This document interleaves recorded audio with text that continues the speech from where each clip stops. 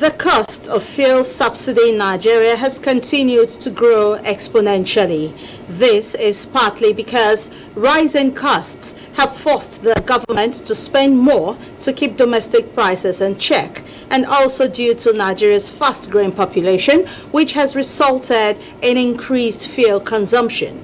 These factors have created a burden that has made the cost of the fuel subsidy unsustainable. Fuel subsidy is estimated to cost the Nigerian treasury about $10 billion annually. This is about 24% of the nation's 2022 budget. One of the primary advantages of removing the fuel subsidy, according to experts, is that it would free up resources for other sectors of the economy, like education, healthcare, infrastructure development, and other key areas. Although subsidy removal will be difficult for Nigerians, economic analysts believe the country will benefit more in the long run. So, on Panorama today, coming to you live from the Lagos Network Center of the Nigerian Television Authority, we shall be highlighting some of the gains of subsidy removal and what Nigerians stand to benefit in the long run. Be reminded that you can follow this news broadcast live on our website at nta.ng/live and on our other social media handles displayed on the screen for updates. I am Adeola Komiakiri. Welcome to Panorama.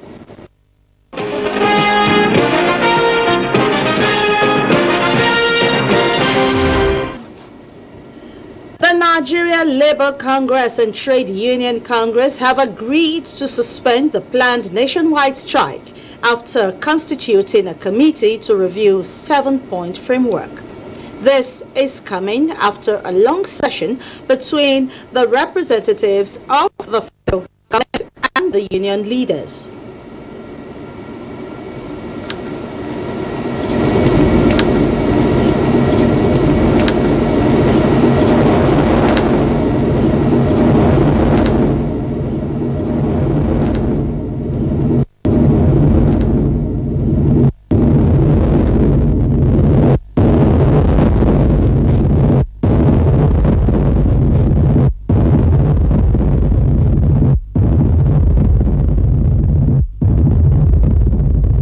At joint date, we'll go into more specifics to make sure this knotty issue is resolved.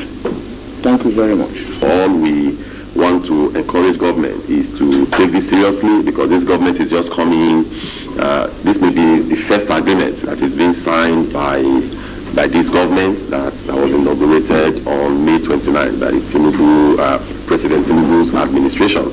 So I want us to commit to get these issues resolved as soon as possible. Is scheduled to meet on June 19, 2023 to agree on the implementation framework. A National Industrial Court in Abuja has stopped the planned strike by the Nigerian Labour Congress (NLC) over the fuel subsidy removal. Justice Olufunke Anuwe, in an interim order, restrained the NLC and all its affiliates from further embarking on the strike planned for June 7 until the hearing and determination of the main suit. The court further ordered the service of the originating summons and motion and notice on the NLC against the next adjourned date of June 19. The orders of the court followed an ex parte application by the Office of the Attorney General of the Federation and Minister of Justice seeking to stop the planned strike.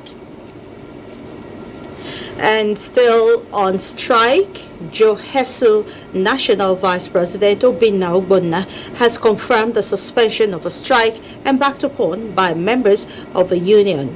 Mr. Ogbonna said the strike was suspended due to the progress made during the engagement with President Bola Ahmed Tinubu. He said the health workers called a meeting shortly after meeting with the president and decided to call off the strike and gave a 21-day timeline to the government. President Bola Tinubu announced the removal of fuel subsidy. This generated reactions from industry players who say the jinx has been broken as it is one step to curbing excessive spending, corruption, and will create a free market. They are hopeful it will trigger economic growth sooner than expected. Amaka Owo interacted with a cross-section of industry players and now reports. The removal of fuel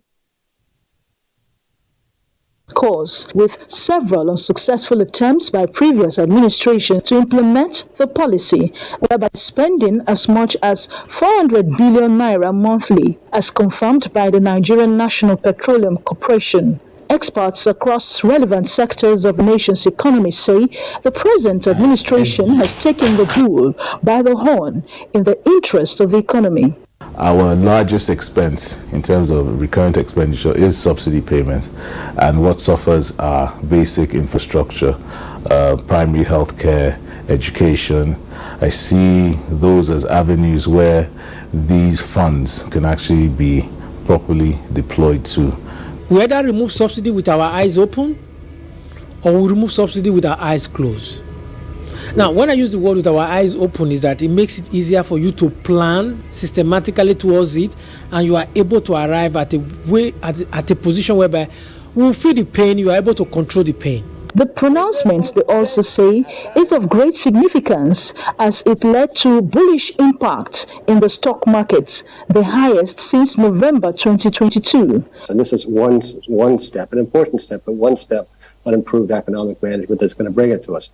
And just as a signal of confidence, I mean, the stock market increased in Nigeria by about 5% after Tinubu's speech, which just shows that people really have the sense that he's on the right economic path.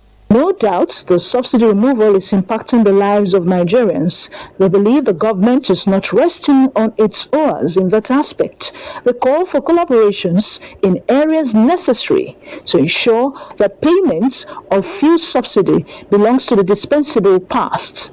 In Lagos, Amaka Owo, NTA News. To further discuss the gains of subsidy removal on Nigerians and the need for government at all levels to do more in sensitizing the citizenry on the benefits of its removal, as well as encouraging them to look at the bigger picture, as Samuel Showemimo, an investment banker and public affairs analyst. Good to have you join us on Panorama. Well, it's my pleasure being here today. Okay, now let's go straight to the point. You have seen the reactions that followed the subsidy removal. Did it come to you as a surprise? Well, to a large extent, it didn't come as a surprise because what are we talking about here? It's something that impacts the everyday people, the Nigerian people. You understand, the masses at large will feel the heat. And for something like that, you expect that definitely people will react to it, they will respond to it in different way. And like we saw in the report, there are positive reports coming in as a result of that, the removal of subsidy, and at the same time we could see the negative report as well, as people tend to react differently. So the reaction is not something so surprising, it is well expected. All right, so could lack of understanding on the part of the public be responsible for the outbursts, or government not doing enough to prepare Nigerians for the removal? Well, the important thing is that there is no best time to come up with this removal of the subsidy. It is an issue that has been lingering on for years. You remember in 2012, something like this was attempted by the then President Goodluck Jonathan administration, but because of the outcry of the people and the lack of, I can say a bit of weakness in government, as at that time they couldn't actually hold the bull by the horn. Yeah. But since 2012 to date, we saw the negative impact of subsidy on our economy, because it was just like a tap that is just running and draining the resources of the economy away into few ends. And as a result of that, we also saw from the report, subsidy alone constitutes about 24% of our recurrent expenditure. In layman economic term, nobody subsidizes consumption. It is not sustainable, because we are not going to be gaining anything positive from it. Adibe, we are subsidizing productive activities. Such activity will be able to pay back. Okay. But subsidy is just like transfer payment. You are doling out money. You understand? So it does not really have positive economic impact to contribute to the GDP of the country. So coming up at this time, it is not a bad time at all. Though it is a very difficult thing for us to cope with, but it is a necessary thing for us to understand and cope with it. Okay, while the subsidy was being doled out to the sector, all right, were there not checks and balances? Well, one of the critical things that government tends to do is welfareism of its people. I wouldn't want to put more blames on past administration. You understand? It is, if you remember from the point of PIA, the Petroleum Industry Act, subsidy ought to have terminated as at 17th of February 2022. But in the wisdom of the President Muhammad Buhari administration, they felt removing it at this point, what is the state of the Nigerian economy? How would people react? The government was a bit persuasive and liberal. You understand? But it was as good as you are postponing the evil day. Now, with the high debt profile that we have, that is becoming unsustainable, when you are talking about using 96 naira out of each 100 naira we earn as revenue to service debt, and you expect us to continue to be borrowing more money to fuel some people's pockets. You understand? So we have to balance it. Okay. All right. They said the fuel subsidy will help stop corruption. How is that feasible? Fantastic. It's a straightforward thing. Because once you know that you are not getting free money, one, you'll be very serious with your business. The removal of fuel subsidy will engender efficient consumption of the product. It will open up the market.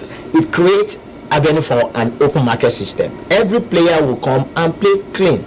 Okay. It will put an end to smuggling. According to the analysis done by the group managing director of NNPC, Mr. Melik Kyari, he analyzed it and he made us to understand that we've been in a situation whereby people will collect 100% subsidy from government for a product that they import, but they will only deliver 40% of it into Nigeria. They smuggle out about 60% into the neighboring country, where they will go and earn at higher price. You understand? So it creates subsidy is more, it is just a scam, so to speak. Okay, so what other economic implications are we getting from the subsidy removal?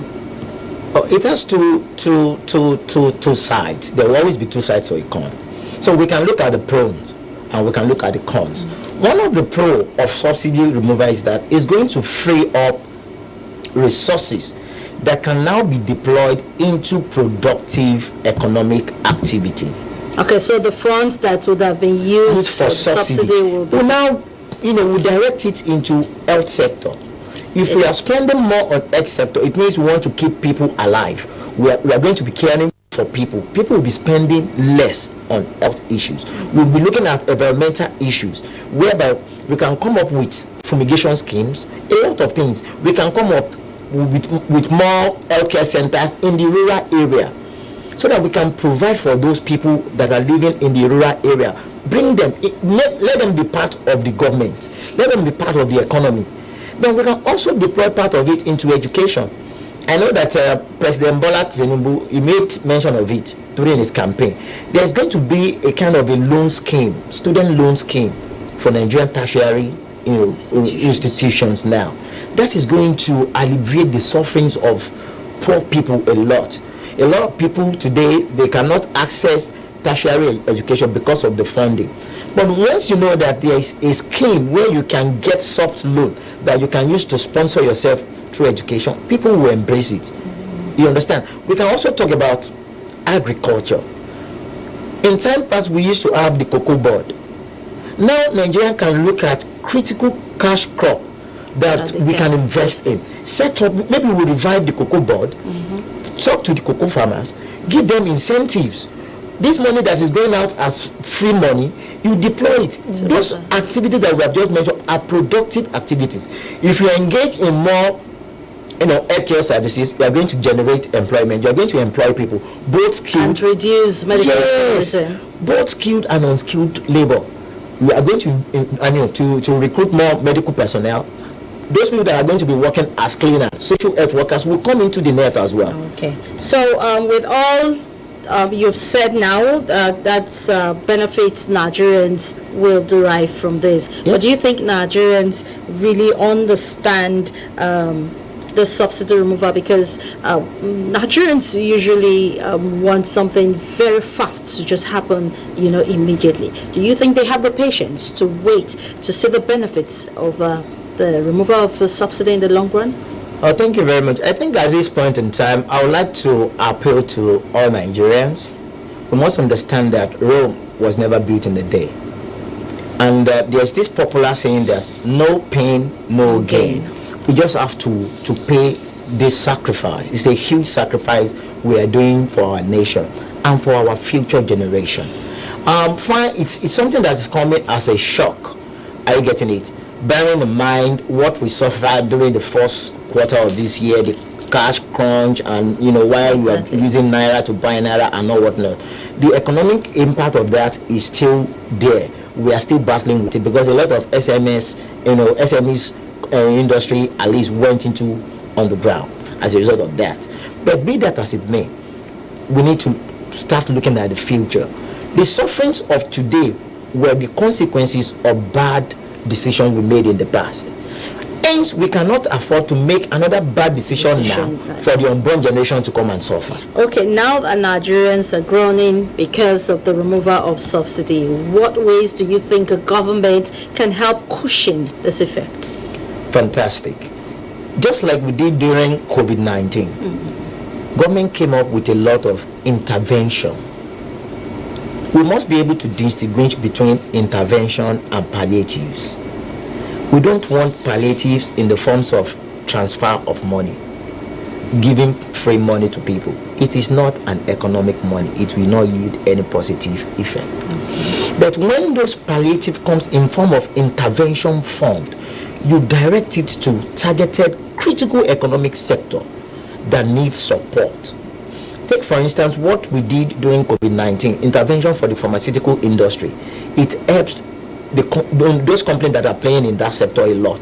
There was a company in that pharmaceutical sector that never declared dividend for more than 10 years. But as a result of the intervention fund that came in, they have more money, they produce more drug, and they declare dividend in the preceding year. You understand? So those are the kind of things we want to see. Intervention fund into critical sector of the economy that will ameliorate the sufferings of the people. Okay, there's Nigerians. I hope they're listening. The subsidy removal is not a death sentence for a while, and we will all enjoy at the end of the day. So what should be the next step, particularly as workers? Okay, that workers were threatening to go on strike. They have put it on hold now, but what do you think will be the next step for them? Oh, well, good enough. I must salute the courage of the comrades, the NLC and the TUC, for their spirit of statesmanship, because that is what we need now. At this point in time, we need to rally round ourselves. So what I will expect from them is like, fine, you have suspended the strike, and you have an agreement with the government now. 7 points. Yeah, you have a 7-point agenda. You must follow it. And another thing for the government is that this is the time the government needs to move closer to the people. We have to continue to engage the people. Government needs to speak out itself to the people. Don't be responsive, be proactive. Government needs to be proactive.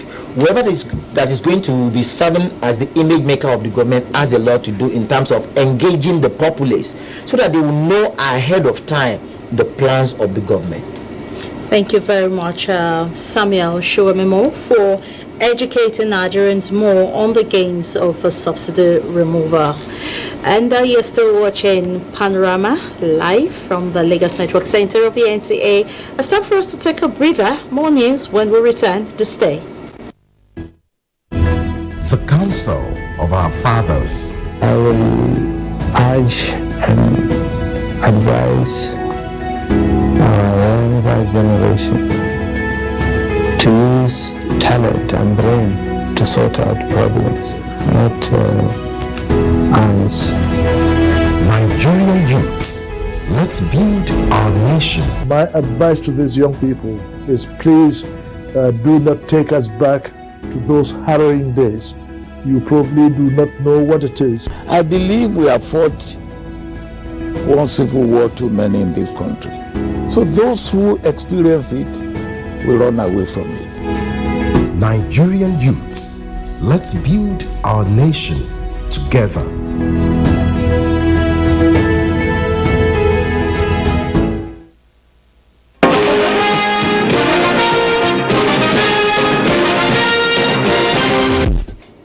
Glad to know you're still with us.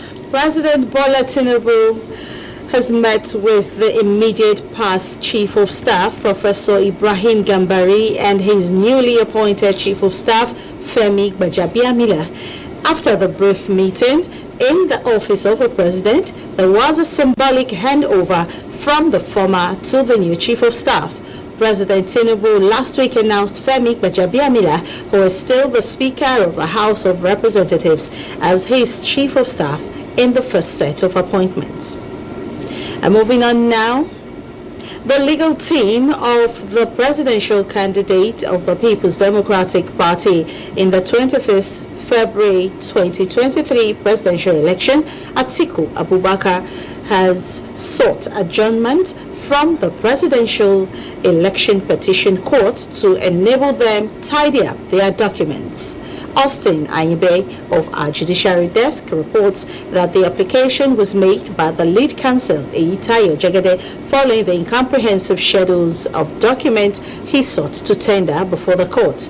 At the commencement of hearing, he moved to tender certified true copies of Forms EC 8Bs and Forms 10 local government areas of Kogi State out of the 21 local government areas pleaded in the schedules of documents, saying they await remaining ones from INEC. This move did not go down well with the court, who enjoined the counsel to tidy up his document in line with the pleadings as agreed in the pre-trial report. To this end, the court granted his application and adjourned to Wednesday, 7th of June 2023 for further hearing of the petition. It's now time for us to go over to the sporting world, and Gift Judge will guide us. In football, match day 2 results of the ongoing NPFL playoff Super 6 at the Mobolaji Johnson Arena on Monday shows that Enyimba got their first win after a 1-0 victory over Lobby Stars in the first match of the day. The second match between Rivers United and Remo Stars proved to be a classic. The defending champions Rivers United took the lead in the first half, but Remo Stars fought back and got the equalizer and later got a second goal, only for Rivers